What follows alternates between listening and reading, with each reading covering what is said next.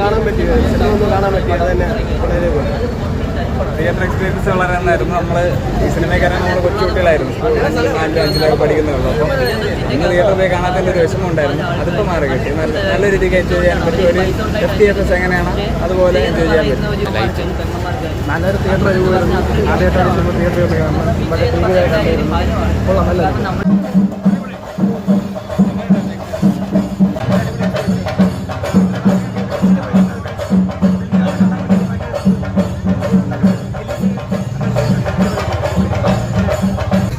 പാട്ടം സൂപ്പറാണ്. കാരണം നമ്മൾ മുമ്പ് TV കണ്ട കണക്ക് ഒരു എക്സ്പീരിയൻസ് അല്ല തിയേറ്റർ എക്സ്പീരിയൻസ് എന്ന് പറഞ്ഞാൽ. ഏത് പടവും നമ്മൾ തിയേറ്ററിൽ കാണുമ്പോഴാണ് അതിൻ്റെ കറക്റ്റ് എക്സ്പീരിയൻസ് ഉണ്ട്. പിന്നെ ഗണപതി എന്ന് പറഞ്ഞാൽ നമ്മുടെ നെഞ്ചെടുപ്പാണ്. അതിൽ ഒരു മാറ്റമില്ല. അണ്ണനില്ലാതെ നമുക്ക് ഉയരാണ്. അണ്ണന് വേണ്ടി എന്തും ചെയ്യും. ഇവിടെ തമിഴ്നാട്ടിൽ പോയി അണ്ണൻ്റെ വീട്ടിൽ പോയിട്ടുണ്ട്, പക്ഷേ അണ്ണനെ കാണാൻ പറ്റിയിട്ടില്ല.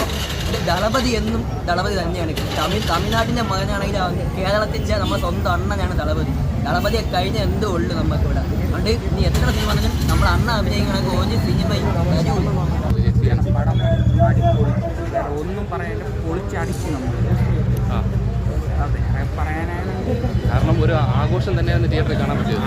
ആഘോഷം നമ്മൾ മറ്റേ പെരുന്നാളും ഒക്കെ കൂടൂലേ, ആ വൈബാണ് സിനിമയ്ക്കൊക്കെ. വിജയുടെ സിനിമ എന്ന് പറഞ്ഞു കഴിഞ്ഞാൽ വേറെ വൈബാണ് നമ്മൾ നടത്തുന്നത്.